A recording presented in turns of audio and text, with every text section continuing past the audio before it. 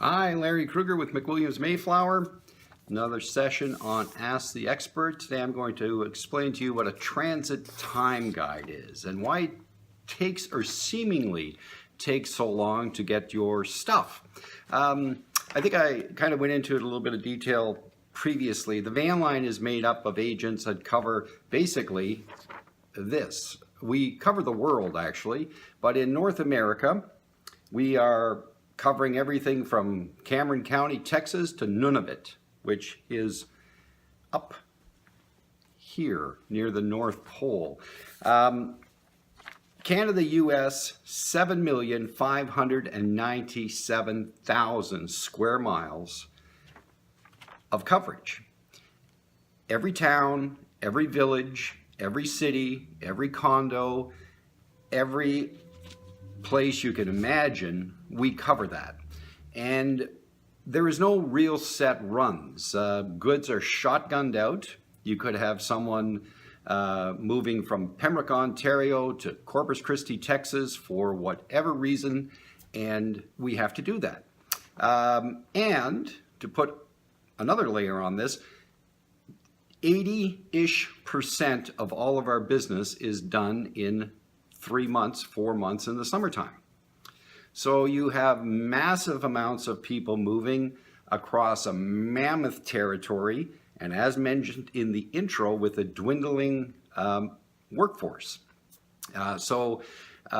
These transit times, we know that every snowflake is special, but you still have to shovel the driveway. And the transit times are set up because these trucks are constantly picking people up and dropping them off. They have big side doors, they're called barn doors, on the trucks so that we can access the shipment in various stages of inside a tractor trailer. You may have 3 homes, 4 homes, a couple executive homes, 1 large home, whatever the case may be. We are dropping off people and picking up people constantly. And that's where the central dispatch comes into play. So the transit times are set up to allot for picking people up and dropping people off and getting to your destination. As I said, it's a shotgun service. There are kind of set routes, but basically we're going from any place to anywhere and wherever an individual may wish to go. The Uber mentality and the Amazon delivery services, we're moving grand pianos, we're moving hot tubs, we're moving anything that you can find in a consumer's home. Crystal, very fragile items to huge items, crating furniture, things that any normal freight company won't even go near. Movers do it. On top of that, we are challenged with what are referred to as electronic logs. The government has introduced for safety reasons, electronic logs. Driver fatigue is a number one cause of accidents in the trucking industry. They're just too tired and are pushing themselves too far.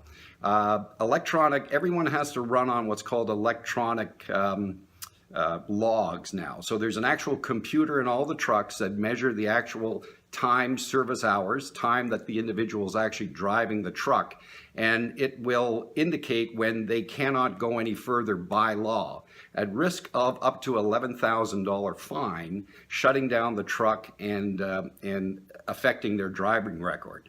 So coupled with the massive amount of territory we're covering, we're also restricted by law that we can only drive so far, so many hours in a day. This all combines to kind of go against the Uber mentality. Why can't my stuff get there? I could drive there in 2 days. Why is it taking 5 days? The fact of the matter is that not only are we picking up and dropping off other people, we're also restricted by the time that drivers are allowed to be at the wheel driving. So we appreciate that every snowflake is special, but we've got a big driveway to shovel, and these transit time guides, just setting the stage for transferees or for consumers. These transit time guides are in place for safety reasons and to manage mammoth amounts of territory in a logical kind of way. So they're there for a reason. It may be a little frustrating. If we miss the transit time guide, we pay reasonable out-of-pocket expenses. So as long as people know going in that, there is an allotment of time for these logistical reasons, we're far better off than trying to, explain ourselves later. RMCs, that's a discussion you should have, in my opinion, with your clients. I have it with all my customers, and I explain exactly, what a transit time guide is. So hopefully that's of interest. If you have any questions, feel free to contact me. Again, unbiased, unfiltered information. As mentioned, the moving industry is the one place you should be concentrating in if you're a corporation. This is the area that is at risk of the total relocation offering. So hug a mover. Next time I'm going to talk to you about the jargon in the industry. I want to take some of this jargon out of it.